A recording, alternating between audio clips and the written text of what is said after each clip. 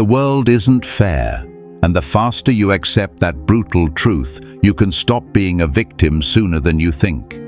Right now, while you're watching this, people less smart, less skilled, and far weaker than you are living the life you want, because they understand the dark psychology of human nature.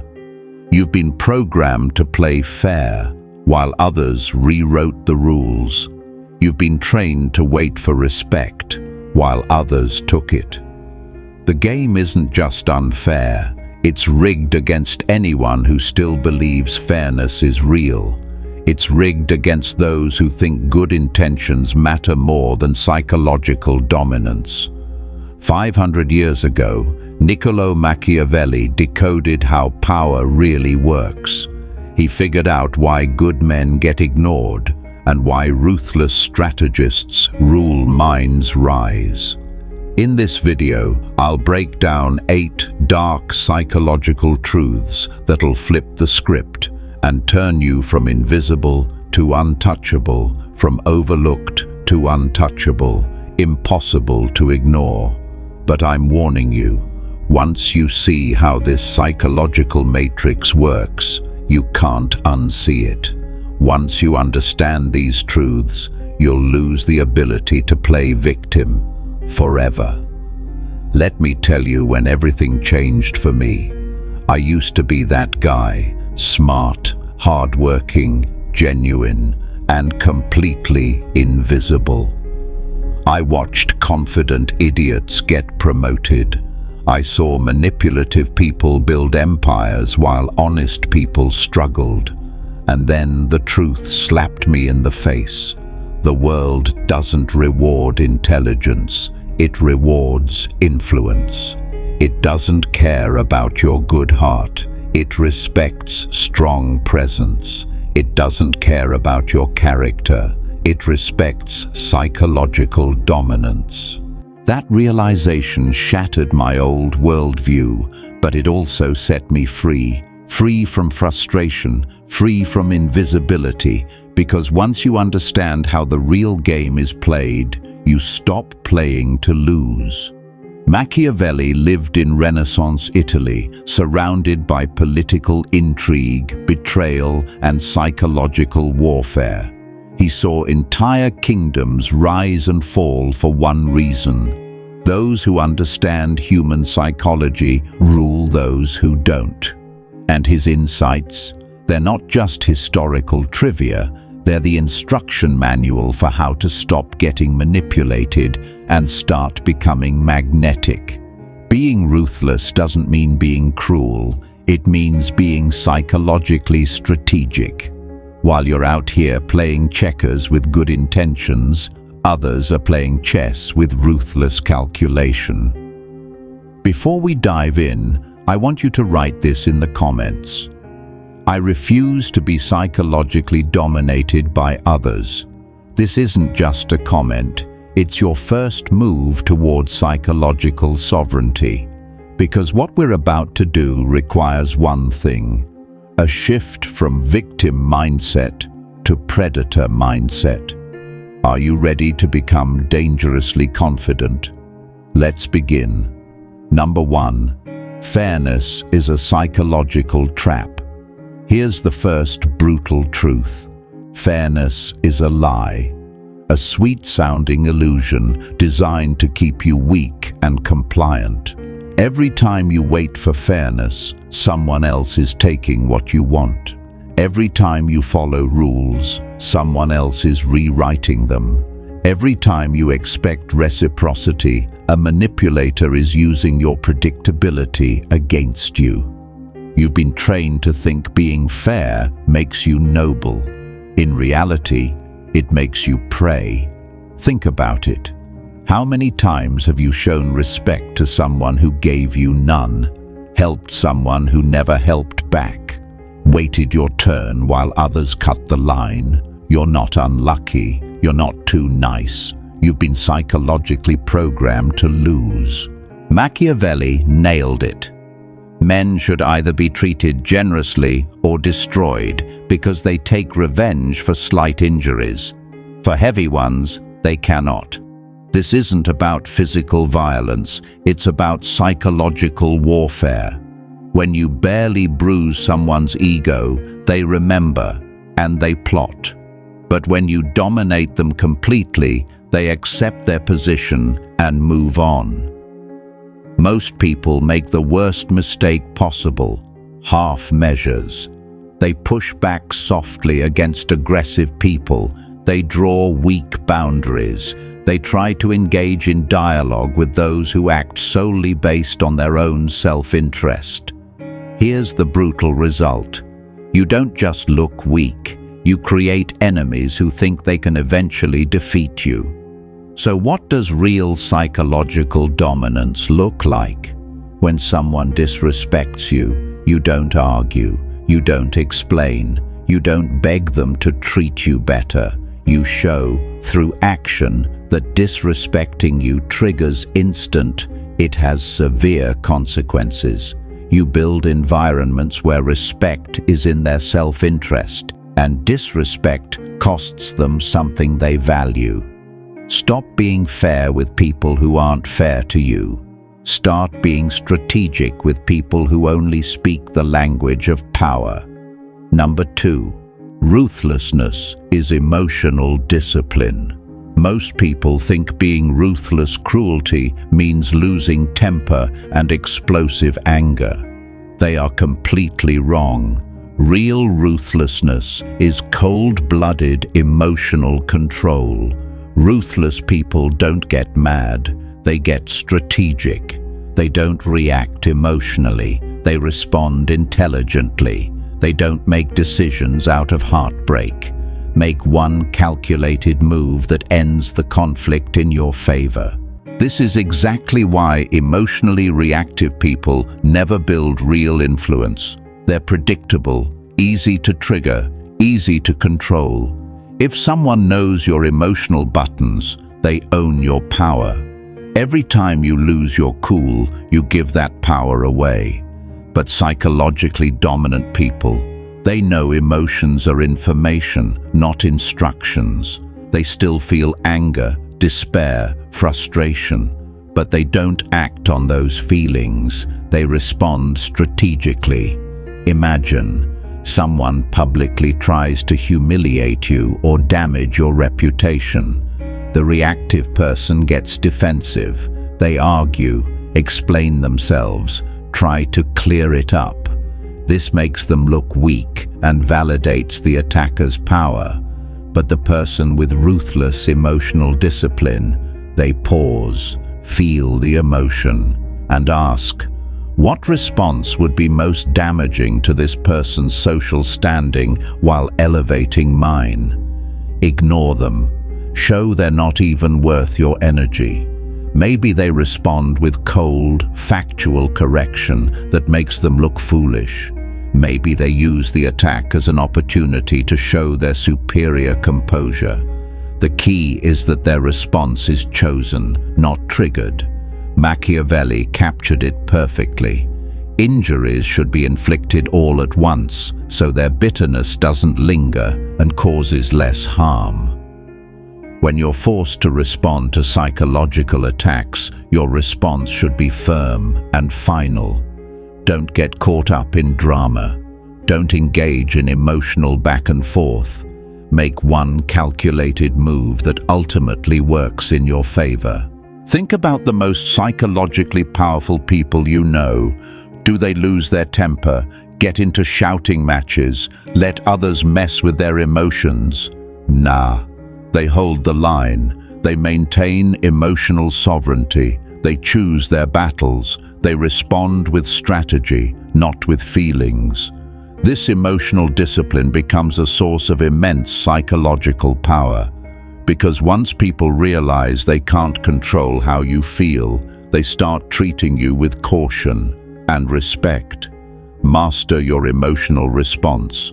Let others react while you respond with precision.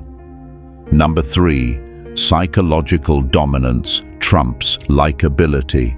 This truth will shatter your people-pleasing programming. Being respected beats being liked every time. People who like you, They'll push your boundaries because they assume you'll forgive them. People who respect you, they hesitate because they know crossing you has consequences. Likable people are safe, predictable, easy to exploit. Everyone knows they won't fight back. But psychologically dominant people, they're dangerous. They're unpredictable. They carry a presence that demands respect, even in silence. Think about your own circles. Who actually gets consulted before a big decision? The agreeable one, or the one whose approval really matters? Exactly.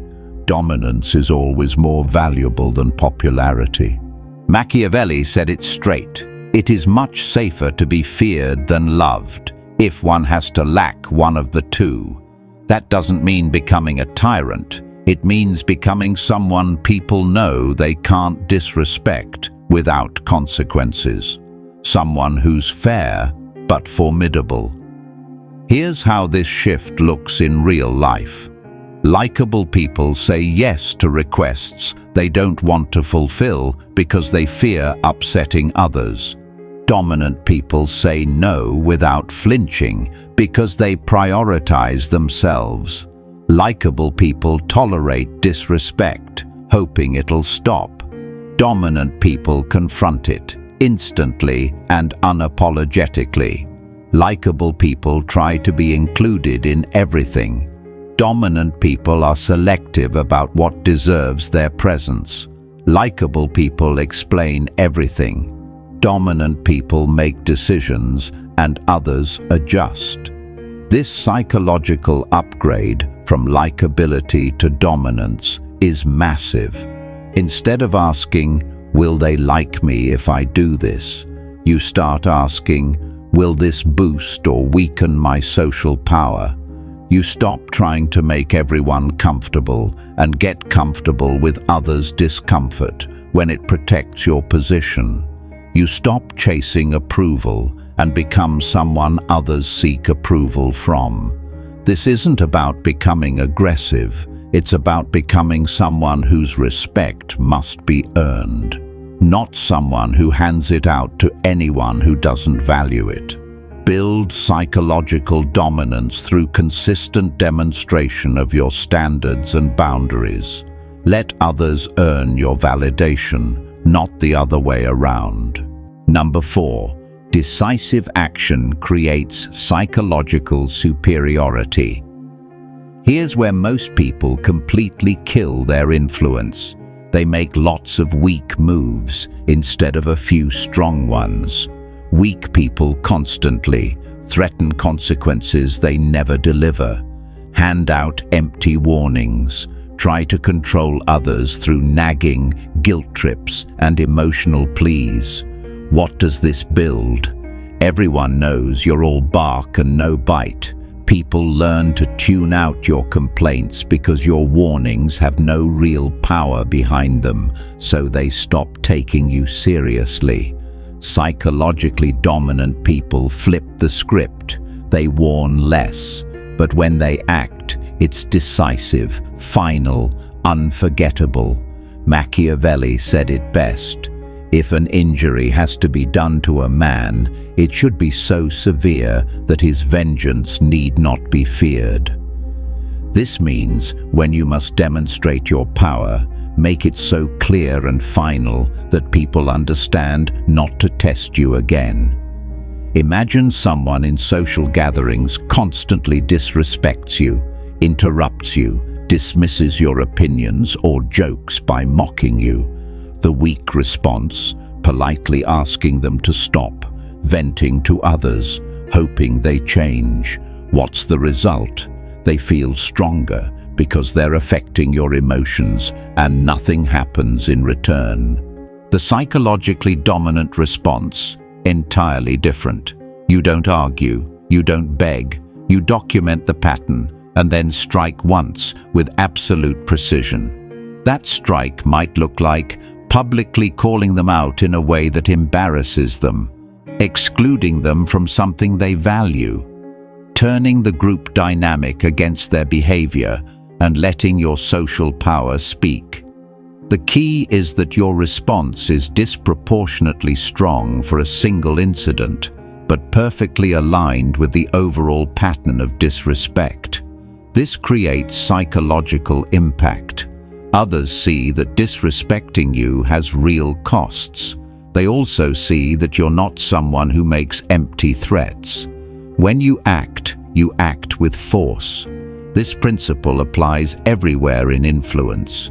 Instead of constantly trying to convince people that you are valuable, instead demonstrate it powerfully, occasionally, and let it stick. Don't be endlessly available. Sometimes don't be around so that others realize they need you more than you need them. Don't defend your position over and over. Take actions that make your position undeniable. Threaten less, but when you do, follow through completely. Build a reputation as someone who takes action, not someone who just talks. Number 5. Perception management is reality control. This is next-level psychological influence. You need to grasp this. What people think about you matters more than who you really are. Most people believe, if I'm good enough, people will see it. But that's naive. Reality check.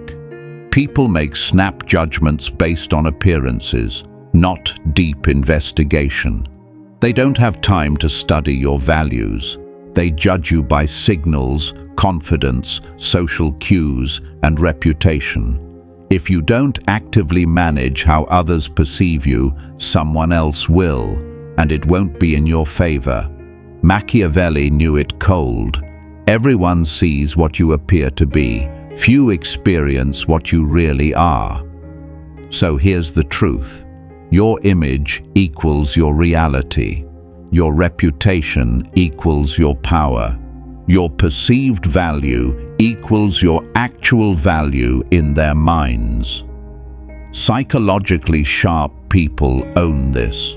They don't wait for recognition. They engineer perception. This isn't being fake. It's being intentional about how your real strengths are received.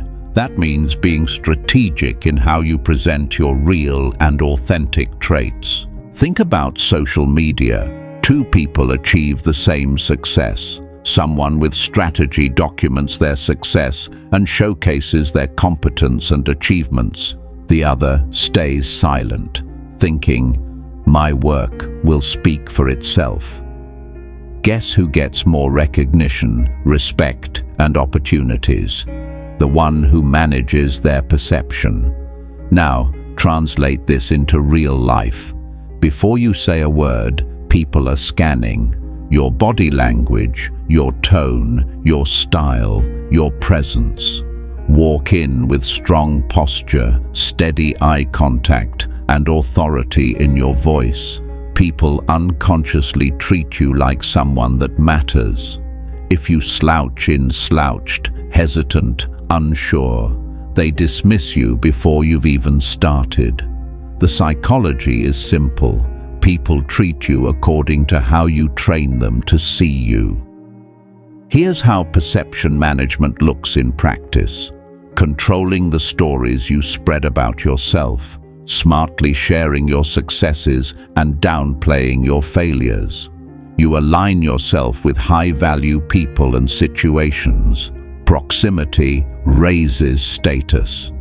You maintain some mystery about yourself, so people fill in the blanks with positive assumptions rather than knowing all your weaknesses. You project confidence even when you're uncertain, because confidence is magnetic and uncertainty repels. Your reputation is your most valuable asset. Protect it, cultivate it, leverage it with precision. Number 6. Narrative control is psychological warfare. This is the ultimate power move, not just what happens, but how it's interpreted, how it's remembered. Every situation can be framed multiple ways. The same action can be seen as leadership or arrogance, confidence or selfishness, strength or aggression. The person who controls the narrative controls the meaning. Here's where most people fail. They focus only on what they do and ignore the story being told about what they did. This is a massive mistake. In human psychology, the story often beats the facts. Think about any conflict you've seen. Who wins in the eyes of others? Usually the one who tells their version first, and well, not necessarily the one who was right. Machiavelli observed, "Men in general judge more from appearances than from reality." People don't have time to investigate every situation thoroughly. They rely on the simplified story they hear from trusted sources. Whoever controls that story controls what people believe. This means you must become skilled at framing your actions in ways that serve your interests. When you win, tell the story of how you strategically made it happen. When you fail, you control the story of what you learned. When someone attacks you, don't just defend, reframe it as weakness, jealousy, or irrelevance. Narrative isn't a reaction, it's a weapon. Use it first, and use it smart. Let's talk real-life narrative warfare. Here's how it plays out. When you make a difficult decision that might be unpopular, don't frame it as, "I had to do it." Frame it as principled, long-term thinking. Make it about values, not ego. When someone tries to make you look bad, you don't just defend yourself. You reframe their attack as evidence of their weakness or jealousy. You hit a major win. Don't chalk it up to luck. Tell the story in a way that shows your strategy, discipline, and character. Imagine you cut off a toxic friend who drained your energy. They start spinning the narrative. They might tell people you're selfish and abandon them when they needed you most. If you stay silent, people might believe it. But if you say, "I had to set boundaries with someone who harmed my mental health and ignored basic friendship reciprocity," people see you as someone who values themselves appropriately. The same action, completely different perception. Advanced narrative control means anticipating how your actions will be interpreted and getting ahead of negative interpretations before they take hold. Always consider not just what you're doing, but how it's going to be told. Shape the story before someone else shapes it for you. Number 7, systematic consequences create psychological authority. This is next-level influence, and it's not about emotions, threats, or manipulation. True authority comes from predictable systems, systems where behavior, consequence happens automatically. Why does this work so well? Because it takes you out of the equation. People argue with opinions. They can't argue with systems. They can provoke emotions, but they can't manipulate automatic consequences. See, when your authority depends on anger outbursts, threats, you're giving them control. They can push your buttons, trigger you, negotiate with your moods. But when you build systems where respect equals access, disrespect equals exclusion, you maintain complete psychological control. Machiavelli understood this. A wise ruler should rely on what is in his own control, not on what is in the control of others. Here's what systematic authority looks like in practice. Someone disrespects your time. Don't argue. Just become unavailable when they need you. Someone takes advantage of your kindness. Don't get mad. Quietly shift your generosity to someone who values it. Someone mistreats you. Don't beg for better treatment. You create situations where treating you well benefits them and treating you poorly costs them. Let the system teach them, not your emotions. Say you've got friends who always expect you to plan the hangouts, but they cancel last minute or show up late every time. The emotionally reactive approach is to get frustrated, complain about their behavior, or give them guilt trips about being unreliable. The systematically authoritative approach is different. I plan activities for people who confirm attendance and show up on time. If someone develops a pattern of cancelling or tardiness, you stop including them in planning. That's it. No threats, no lectures, just implementation of a natural system. People who value your time equals get more of it. People who waste it equals get none. Simple, predictable, unemotional.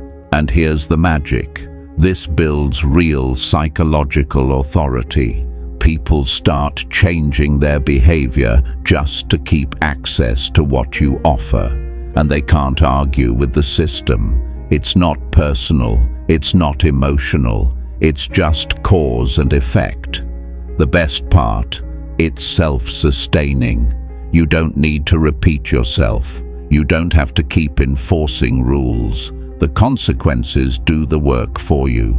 Build systems where how people treat you automatically determines what they get from you. Let natural consequences be your strongest teacher. Number 8. Silent dominance is ultimate power.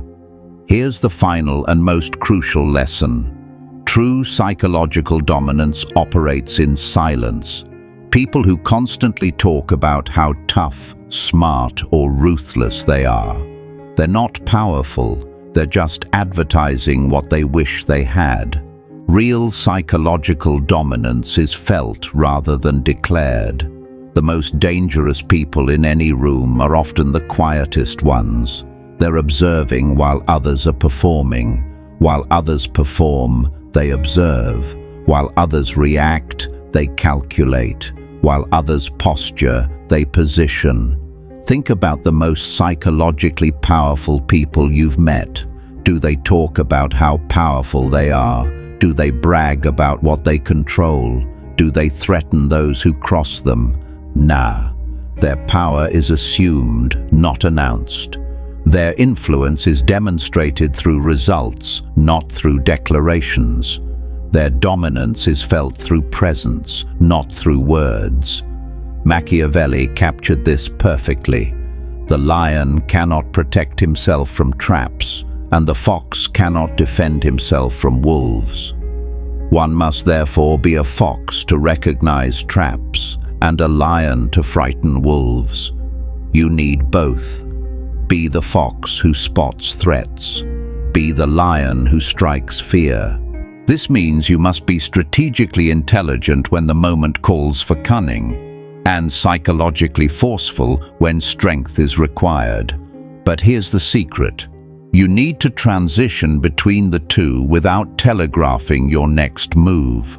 In practical terms, this means your competitors don't see your moves until it's too late to counter them. Your allies don't know how you're positioning them until they benefit from your positioning. Your enemies don't realize you're undermining them until their influence has already crumbled. Silent dominance looks like this. You work on building influence without announcing your ambitions. You position yourself strategically without making your strategy obvious. You gather information about others while revealing minimal information about yourself. You build alliances that serve your interests without making the alliance obvious to your competitors. You undermine those who work against you without them realizing the source of their declining influence. This isn't about being sneaky or dishonest. This is about understanding that strategic discretion is more powerful than tactical transparency. Because when your power is felt but not explained, your dominance appears natural, inevitable, not calculated, not threatening, just undeniable. Build your psychological empire in silence. Let others make noise, you make moves. Demonstrate power through results, not declarations. Here's the final decision that changes everything. Master the dark psychology of influence, or be mastered by it. This isn't theory, this is war. Right now, while you've been watching, someone is using these truths to rise. They're exploiting the kind, the fair, the naive. They're outmaneuvering those who think good intentions are enough. Your choice is brutal but clear. Learn this game and play to win, or stay where you are and keep getting played. You've been taught that learning this makes you bad, but that lie was designed by people who profit from your weakness. They want you predictable, passive, easy to control, while they build influence, one cold move at a time. Every day you ignore this message. Someone more ruthless is building the respect and reach you want. Every time you choose nice over strategically powerful, you hand ammo to people who see kindness as weakness. The world doesn't need more nice guys finishing last. It needs psychologically strong people who use truth to build real confidence and real power. If these truths hit deep, if they woke something up in you, then prove it. Like this video to show you're ready to stop being naive. Share it with someone who needs to understand that niceness without psychological strength is just weakness with good intentions. Subscribe, because these lessons are just the beginning of your transformation from someone who gets overlooked to someone who becomes impossible to ignore. Remember what you declared in the comments. I refuse to be psychologically dominated by others. Now stop refusing and start dominating. The choice is yours, but choose quickly, because while you're deciding whether to become psychologically dangerous, dangerous people are already deciding what to do with you.